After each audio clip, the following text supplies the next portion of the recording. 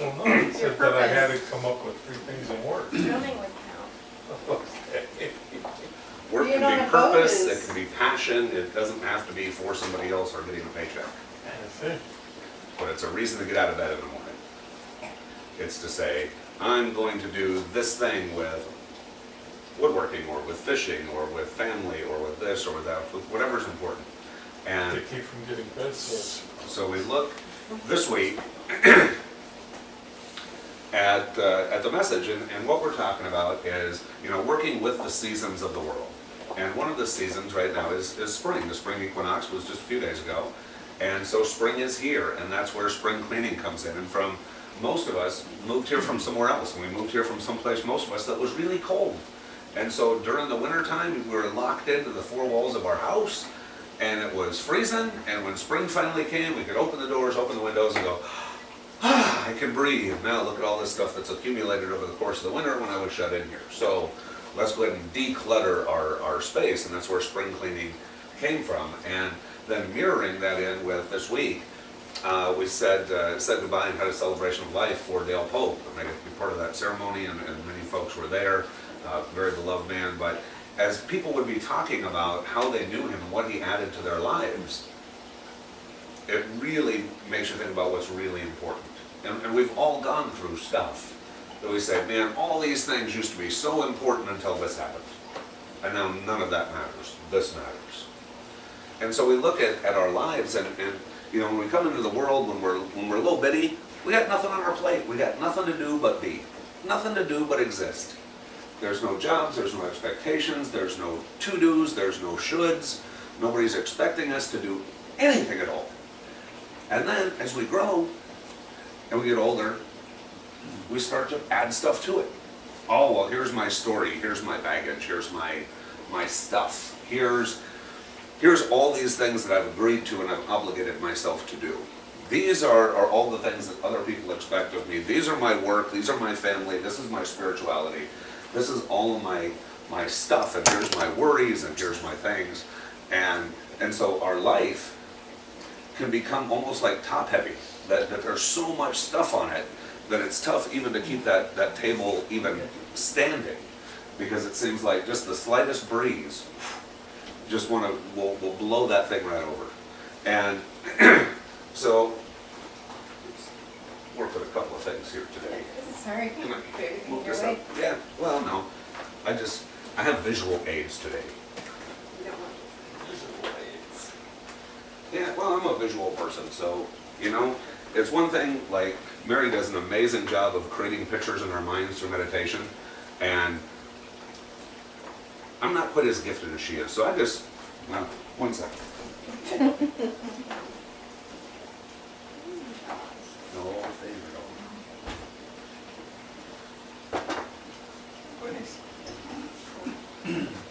so this is kind of what I'm talking about, is this may be resembling of our lives, that there's just so much stuff, and it's all important. There's nothing on there that's unimportant, but stay. how challenging is it for that table even to stay upright? Now, how many of us, when we get out of bed in the morning, feel like this table? That the slightest thing, if somebody comes in and just bumps us, just even a little bit, the whole thing's going to fall over, because there's just too much.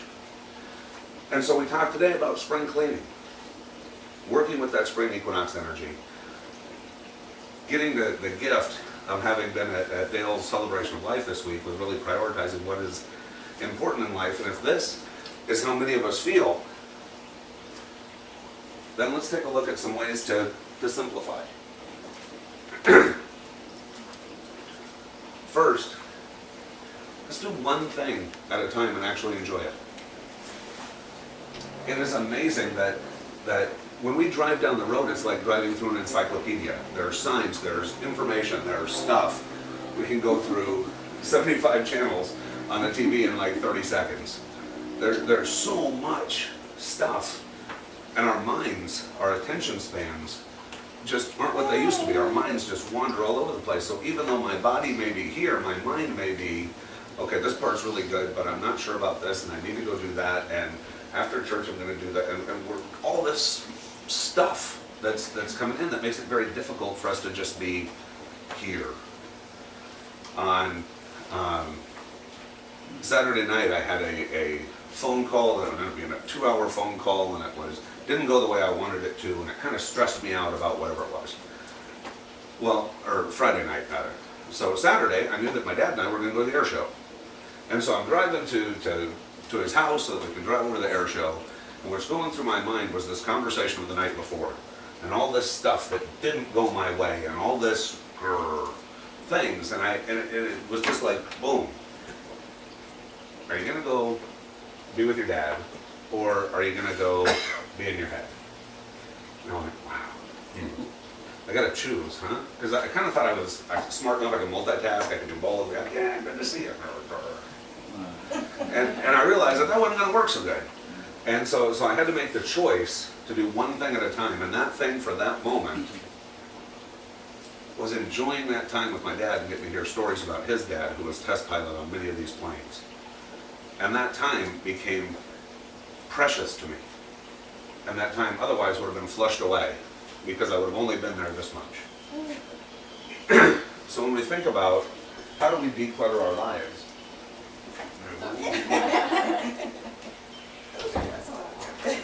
puppies can have church from in there.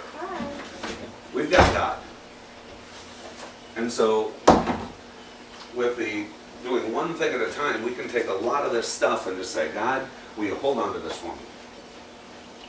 I'll get to it later, but for right now, I want to be right here. I want to be present. And we can do that over and over and over again. Whether we're spending time with our families, or in prayer, or in meditation, or at work, or whatever, we are so effective when we're actually present in the moments of our lives. So be present. Next, be anxious for nothing. This will clear half your table off, right here. I'll be glad when. I'll be glad when this happens, I'll be glad when that happens, I'll be glad when this happens, I'll be glad when that happens. But what we're telling our minds is, I won't be happy until then. How many things do we say that with? I'll be glad when there are RVs. Right? I'll be glad when the weather changes, I'll be glad when it's cooler, I'll be glad when it's warmer, I'll be glad when it's raining, I'll be glad when it stops raining, I'll be glad when whatever. And that just adds more stuff onto here, because it's saying, I'm not glad now. So instead, just to say, I don't know if this moment may be the last moment I am alive, but I'm going to be glad just in case. I'm going to be glad just in case. There's no need to delay gratification of I'm going to be happy when. I can be happy right now. And if I'm happy right now, I'm going to attract in the I'm happy then much more quickly. When our lives, we say, I'll be happy when, we can find joy in anything. Even if it's not perfect. We don't have to have a perfect marriage to be happy in our marriage. We don't have to have a perfect child to be happy with our child, or parent, or sibling, or friend, or group, or co-workers, or anything. We can find that bit of joy in it. Even if it's not something that we enjoy doing. Now, when we have loved ones who go through stuff, it's not joyous for us to go and be there. But we can find joy in it because we would be nowhere else. When Suzanne asked me to be a part of Dale's celebration of life ceremony, I thought, wow, what an honor. He's a neat, neat guy, and to get to be a part of that, and to have her think of me in that way, and that I can help tell his story, that's an honor. But speaking at someone's celebration of life is a challenging thing to do. It wasn't that it was a joyous thing, but I found the joy in doing the work that I was there to do, and honor in connecting with the people that I was there to connect with. So be anxious for nothing. Got a good buddy who says, I won't shit on you if you don't shit on me. Yeah. Think of how much of this table, this is my should. I should do ... Hey, Dad, would you take that? But I got a whole list of, I know I should. I've got them cataloged. I can look them up chapter and verse, the things that I should be doing. Bless you. To accomplish this goal, to be a good husband, or a good wife, or a good parent, or a good in this group or that group or employer or employee or what, I got all this should and my body tells me that I should do this and this and this. When we take the shoulds, I said, God, would you take that? I don't like all these shoulds, and I've accumulated a lot of them. But should is just guilt. It's guilt wrapped in a disguise of encouragement. Once I was walking into my sister's house and she was just exploding all over the place, just having one of those moments that, you know, they say when mom ain't happy, nobody happy. Well, she was going to make sure that statement was true. And so I walked into her house and she was being very unhappy and everybody was being very unhappy. And I come walking in the door just a smiling and she's and I just kept on smiling and she looked and I just kept on smiling and she said, well, you should do it, you should, and you should. And I said, whoa, sis, hold on, time out. I said, I got a little guilt trip there, and I don't want to get any of my shoes. You know, that was not my stuff. But we do that to our own selves, and we lay these guilt trips after guilt trips after guilt trips, and then we walk through tripping. We can clear so much of our space just by saying, God, please take my shoulds. My shoulds for myself, and my shoulds for other folks.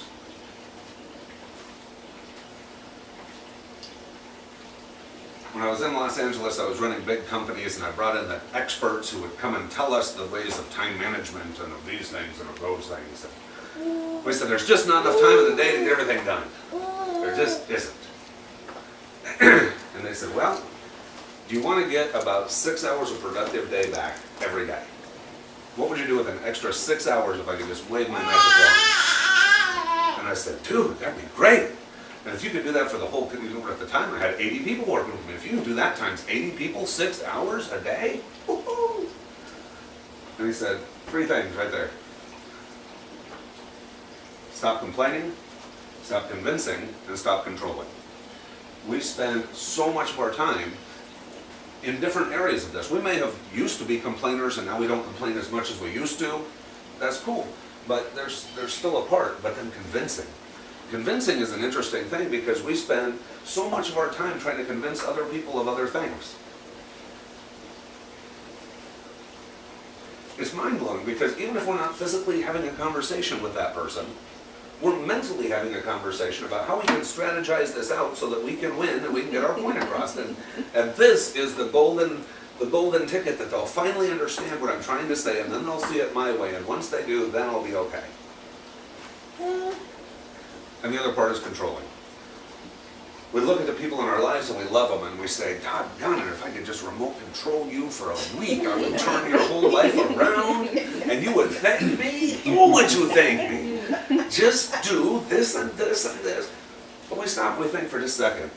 How much difficulty do we really have controlling ourselves? How challenging is it for me just to control me? Now to try to do that for another person also, good luck. The funny thing is that most of us who wish that we could just remote control somebody else for a little while are the first people who would say, there is no way you are ever going to have remote control over me.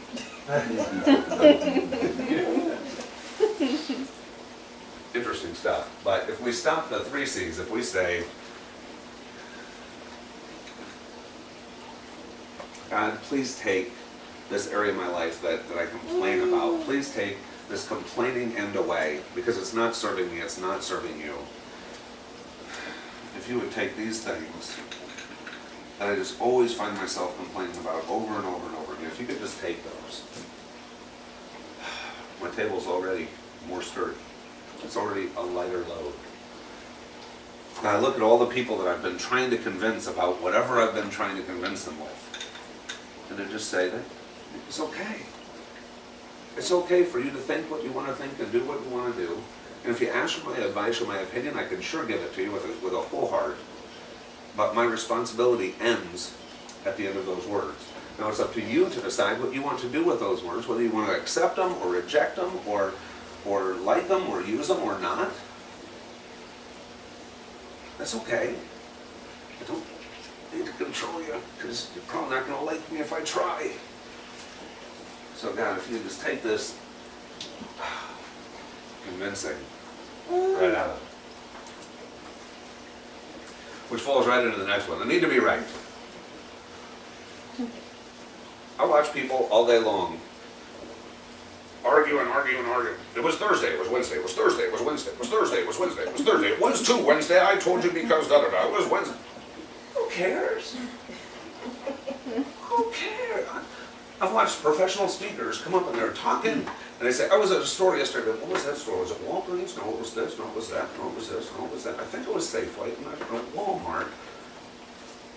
Who cares? Get on with the story. But imagine, I thought about this at Dale's celebration of life.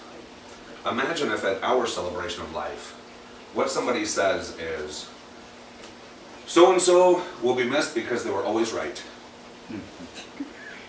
I told you about that. Imagine if that's what was written on your tombstone. I was always right. How does that even make you feel? Like, wow. But we spend so much of our time trying to be right. I'm right. See that I'm right, please. It's far better to be happy than right. Far better to be happy than right. And if I could just let go of this big chunk of me that says, I need to be right. Beat you over the head with it till you understand that I'm right. And once you finally give in and say, you know what, you're right. You know what I'm going to do? I'm going to find something else to be right about. Because those victories are really short-lived. Think about the times that somebody finally caved and said we were right. How long did that victory dance last? Was it like days, weeks, months? Let's throw a party, have a celebration, here's a parade? No. It was like, ha, told you. Okay, now let me tell you the next day. Because now we've established that I'm right. So now we've got a foundation to work from. So let's build on that. But look at how much of our life is spent just trying to be that right. Now we know that we are in constant stages of growth. We've seen our own spirituality start here and go here and go here and go here. That leads us to today. And we can assume it's going to continue to grow and expand. Or else what's the point? If we're not getting closer with God, if we're not having more spiritual experience, if we're not growing, then what's the point? And what that means is, hey there, sweetie. What that means is there's probably 18 different times that I was right. That all say each other is wrong. How's that even work? Right? When I was a hardcore fundamentalist Christian and doing what I was doing, I was right. And for me at the time, it was right. It was absolutely perfect, and I loved it. And the folks who are there right now, it is absolutely right, and it is perfect for them. And it was perfect until it wasn't. When my problems got bigger than my God, I had to understand God in a different way. And my spiritual experiences grew, and they grew, and they grew, and each step of the way I was right. And each step of the way you have been right. I was once doing a lecture on a book that I had written, on this book actually. It's right here, I'll put it out. But I was doing a lecture on this book. I was doing a book signing, and I was saying, yeah, this and that, and this and that. And people were asking me questions from the audience who read the book. And somebody said, well, in chapter so-and-so you said blah, blah, blah. Can you explain that? I said, yes, I completely disagree with the author. And he said, Scott, you wrote the book. And I said, no, the me of 5 years ago wrote this book. And the me of 5 years ago totally believed page whatever, section whatever, 100%. But even though I wrote the book, I'm allowed to change, I'm allowed to grow, I'm allowed to evolve. And so it was my truth when I wrote it, not so much my truth today, this one little part. They say that most people spend their 40s and 50s trying to live up to the promises they made themselves in their 20s. What's the point? Who's to say we were all that smart back then? But getting rid of the need, Lord, please take the need to be right. And to acknowledge that people are right in where they're at, in what they're doing, and what they're thinking. Please take that.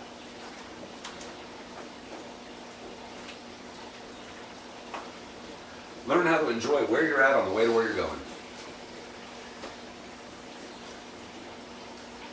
this is my life today, this is the life that I am sculpting for myself.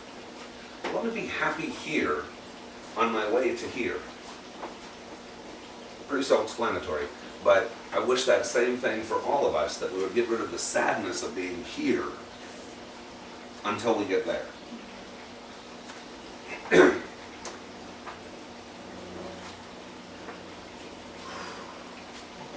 That's a tough one. That's a tough one because most of us feel that we're defined by our story, our life. But you don't understand. And it wasn't right. What happened to me was wrong. It sucked. And it defines me. These things when I was a kid, these things last week, these things 5 years ago, this thing that I walked through.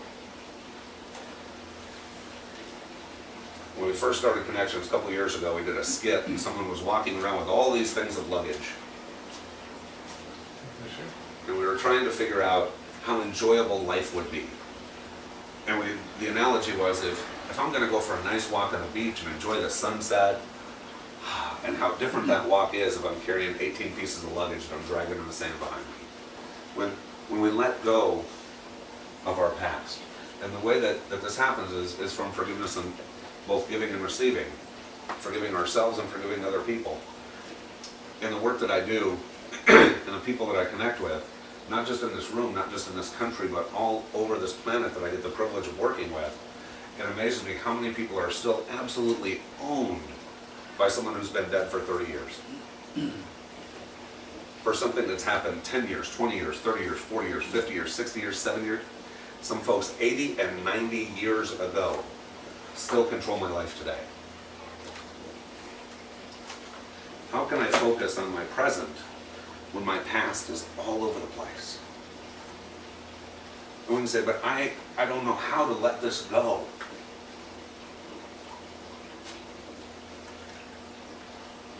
God, I really remember this. You could take it. It's not helping me. Yes, I endured this thing. And this thing was very traumatic. This thing was very challenging. And I know that you had a purpose when I walked through it. Didn't feel like it at the time. It's been a part of me since childhood. But if you could take that, I don't need it anymore. And then there's this, and this, and this. And if you could take those too, that sure light my load.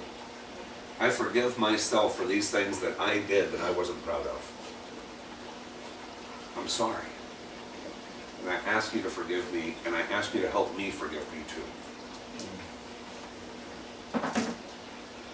And then there are these people that were in my life and they did these things, and these things were not right, or they were not fair, or they were terrible, or whatever they were, but gosh, I just got this old tire, this old tractor tire I've been carrying around forever. Please, God, if you could just take those.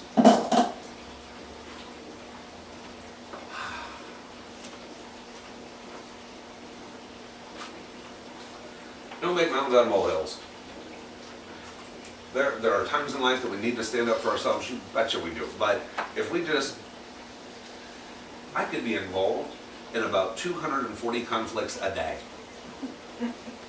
I could have a conflict with a television show, with a commercial, with anybody who's on the phone or in person or whatever. 99% of it doesn't matter. And the 1% that does matter really shines through, and the 99% that don't matter aren't there. So we can take some of these things and say, you know, this thing really isn't that big a deal. It really doesn't even affect me. God, if you could take that.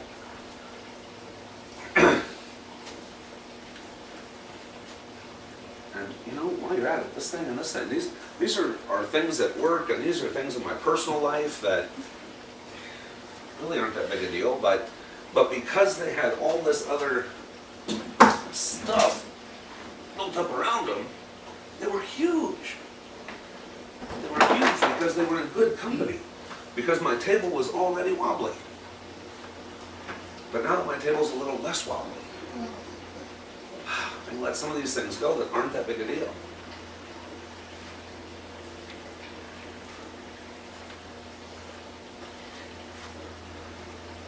Everything is energy. So our physical is energy, our spiritual is energy, our emotional is energy, our emotional thinking, spiritual, all of it. And so if my house has tons of clutter, then it's really easy for my mind to have tons of clutter. Then it's really easy for my thinking to be cluttered, and then my spirituality to be cluttered, and it's all just clutter, begetting clutter, begetting clutter. And it's really difficult to focus in on whatever is really important because there's so much clutter in the way. The clutter clearer expert people say, if you haven't used it in a year, find a new home. Don't you look at my garage like that. Now, if you haven't used it in a year, find a new home. Give it away, throw it away, donate it, sell it, recycle it, whatever it is, right? Or say, but I've got this sentimental attachment to it. I've got this sentimental attachment. This thing is irreplaceable. Everything that's irreplaceable becomes replaceable at some point. I've got a friend named Bob, and Bob has a hill in Valentine, Nebraska, and on Bob's hill are Bob's treasures. And Bob's treasures include about 52 cars, 4 or 5, that was my house, before this was my house, before this was my house, before this was my house. But this house, this mobile home that was from the 50s that is now fallen, like it's not standing anymore, but it's still there. All these things, and at some point his irreplaceable treasures. His son went to him one day and said, "Pop, we gotta do something about this because you aren't getting any younger. Nothing's being done with all this stuff, and it's about to be my problem." All the things that clutter us up. And say, really, don't do any of that stuff because it's not just the physical stuff. Now imagine this, imagine going through the same exercise with your mind. If this is a thought that I've had for years and years and years and years, the same way that I've held on to this material item for years and years and years, but this thought I've had for years and I haven't used it. It hasn't done one good thing for me in a year, or 2 or 5 or 10. God, would you take this thought? I don't even know why I keep having it. It doesn't do anything for me. This spiritual belief system that I used to have that I now feel is whipping me as I'm trying to move forward, if it hasn't gotten you closer to God in a year, if you haven't used it, give it to God. So our emotional, our spiritual, our thinking, a 1-year rule. Just give it a thought because this was great. It had a great purpose and I still love it. This is part of a passion. And this is how I connect with the world, and this is really, really cool. And prayer, meditation, and my finances, my work, the things that I'm passionate about doing. Once all of this stuff, all the extra is here. The lady in the video said 3 and 3. 3 personal, 3 professional, whatever it is for you. Which at the beginning when we looked at our table, we said there is no way I can clear off that table. It is all just too important. The last one, of course, is the best one. Trusting in God. First, that God will make use of it. But the BS of our yesterday will become the fertilizer for our tomorrow. That the things that we need, God will provide. And now as we look at our lives, we say, wow, I can really honor the people in my life. And I pray with, I can really honor you and you and you. And when I'm spending time with you, I can really be present spending time with you. And I can really honor when I'm in my own spiritual space, my prayer and my meditation space. I can really be there because I'm not cluttered with all this other stuff. When I connect with people, boy, I can really just focus in on that. Whatever is important to you, I invite you this week to work with God, to work with the cycles of the spring equinox, to work with the ability to choose, the free will to choose what is important in your life, knowing that you have an amazing ally in God who will take everything that you don't want and replace it with what you do want. Because if I always really wanted to find time to meditate, but there was never any space, God, could you help add that to my life? I really need really would like to have the experience of abundant finance, or purpose, or passion, or friends, or family. Now I can really honor them in the way that I would really like to have honored. And so can you. So just to recap here, do one thing at a time and enjoy it. Be anxious for nothing. Remove the word should from your vocabulary. Stop the 3 C's, complaining, convincing, and controlling. Release the need and desire to be right. Learn to enjoy where you are on the way to where you're going. Let go of the past. Don't make mountains out of molehills. Clear out the clutter. Trust in God. God is good. Amen.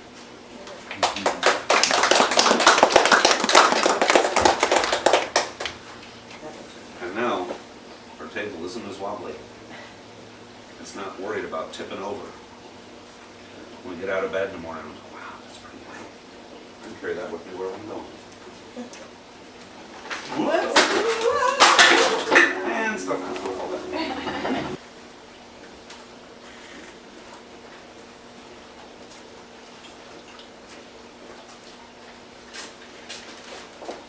Sometimes you think the lessons are over and they're just beginning. Here's just a little thought as we go into our law offering celebration, but everything that I gave to God was safe. Right? I'll show you what happened with the stuff I hold on to. This